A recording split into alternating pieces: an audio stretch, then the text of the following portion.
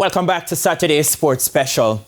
Jamaica's Reggae Girlz have suffered a setback in their bid for direct qualification to next year's Olympic Games in Paris after going down 2-0 to Canada in their first leg qualifier at the National Stadium last night. Renata Brown reports.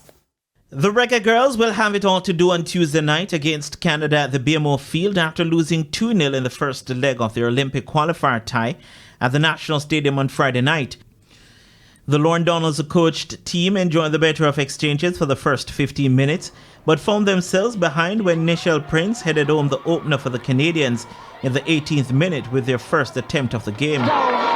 With a 1-goal advantage going into the second half, the visitors went up another level after the resumption with attack after attack, but couldn't find a second as goalkeeper Rebecca Spencer pulled off some important saves.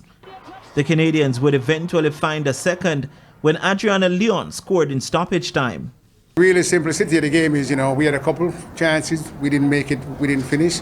Canada finished their chances. On a day, the first maybe 50, 60 minutes, they were better than us, moving the ball around, and they did some stuff that really caught us off guard tactically.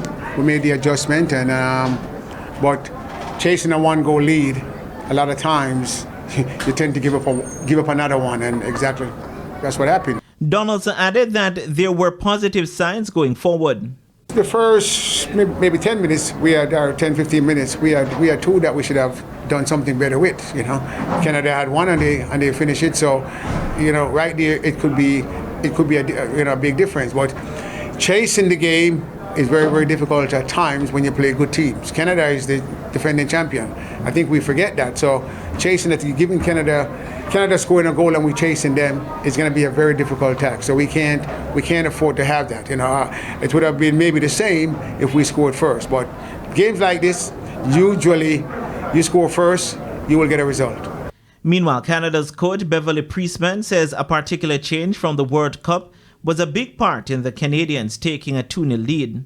I think a blend of both. I think we put a lot of attention on the mindset because I felt that was lacking, and affected in the World Cup. But I think, I told them to go out there today and first and foremost show that this team's character's back.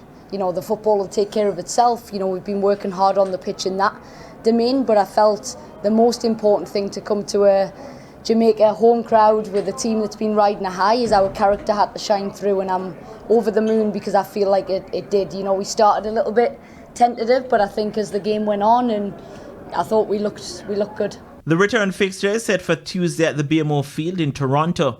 The winner of the tie on aggregate will represent CONCACAF at next summer's Olympic Games alongside the United States and will also automatically qualify for the inaugural CONCACAF Women's Gold Cup, which takes place in the United States between February 17 and March 10 of next year. The game's loser will drop into a Gold Cup qualifying group, which includes Panama and Guatemala.